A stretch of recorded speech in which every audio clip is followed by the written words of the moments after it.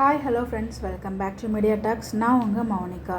அடே, ஒரு கனவாக இருந்தாலும் ஒரு நியாயம் வேணாமாடா, ஏன்டா இப்படி பண்ணுறீங்க அப்படின்ற மாதிரி தான் இருந்துச்சு. ஸோ நம்ம காவேரி கண்ட கனவு, ஸோ என்ன ஒரு கனவுங்க, நம்ம ஆல்ரெடி தெரியும் இது கனவாக தான் இருக்கும் அப்படின்னு சொல்லிட்டு அந்த மாதிரி தான் ட்ராக்மே கொண்டு போயிருந்தாங்க.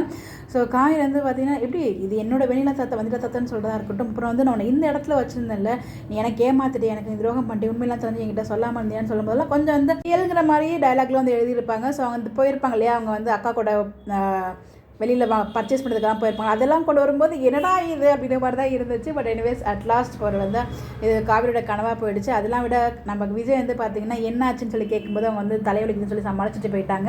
அது மாதிரி காலைல எஞ்சுமே தூங்குறாளே அப்படிங்கிற மாதிரி சொல்லிட்டு வந்து நெத்தியில் முத்தம் கொடுத்தது, அந்த போர்வை போட்டு விட்டது எல்லாமே ஒரு ஹஸ்பண்ட் ஒரு ஒய்ஃப் மேலே எவ்வளோ பாசமாக இருக்குங்களோ அந்த லெவலுக்கு வந்து இருந்தார். அது ரொம்பவே நல்லா இருந்துச்சு பார்க்குறதுக்கு. என்ன ஒரு குட்டி வருத்தம்னா, அந்த நம்ம காவேரி விஜய் வந்து பார்த்திங்கன்னா ஒரு நாள் இந்த சந்தோஷமாக இருந்தாலே அது அடுத்த நாளே பார்த்திங்கன்னா அந்த வெண்ணிலா சீனை கொண்டு வந்துட்டாங்க. ஸோ 2-3 நாள் இந்த மாதிரி அவங்களோட ஹாப்பினஸ்ஸான சீன்லாம் காமிச்சிட்டு அதுக்கப்புறம் என்னோட என்ட்ரி கொண்டு வந்தாலும் கொஞ்சம் நிம்மதியாக இருந்திருப்போம். ஆனால் வந்து அடுத்த நாளே கொண்டு வந்து நம்மளாரையும் வந்து அப்படியே அந்த மாதிரி கஷ்டத்தில் கொண்டு போயிட்டாங்க.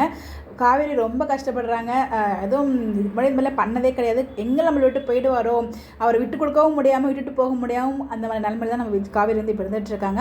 அதனால அவங்களோட பையனாக யூஸ் பண்ணிக்கிறாங்க ராகினி. ஸோ வந்து ரொம்ப சந்தோஷத்தில் ஆடுறாங்க. அது பேர் என்ன, நான் ரொம்ப சந்தோஷமாக இருக்கேன் அப்படிங்கிற மாதிரி அவங்க வச்சு செஞ்சுட்ருக்காங்கன்னு தான் சொல்லணும் காவேரியை. ஸோ பயமுறுத்திட்டே இருக்காங்க பாவம் காவேரி. ஸோ நீங்கள் என்ன நினைக்கிறீங்க இதை பற்றி மறக்காமல் கமெண்ட்டில் சொல்லுங்கள். நெக்ஸ்ட் ஒரு ட்ரூத் ரிவீல் ஒன்று இருக்குது, அதை நெக்ஸ்ட் நான் ஷேர் பண்ணுறேன்.